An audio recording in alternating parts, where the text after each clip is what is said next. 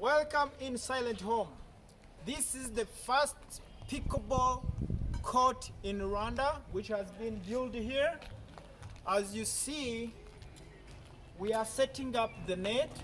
So this court, it's built in Kicukiro, Niboy, behind Centre de Santé. Murakaza neza muri Silent Home, mu kabari kari hafi ya Centre de Santé. Niho ikibuga cyambere cya Pickleball mu Rwanda cyubatswe. So ubu ngubu ni ubwa mbere tugiye gutestinga. Hariya hari net, ngwino nkurike.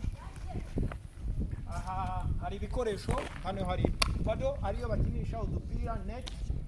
So turi gusetinga. Ubu ni ubwa mbere tugiye kubikora. So andi makuru turayabagezaho nyuma uko biri buze kugenda n'uburyo tugiye kuzajya twitoza no mukino hano mu Rwanda bihereye muri Pickleball muri Silent Home. Thank you.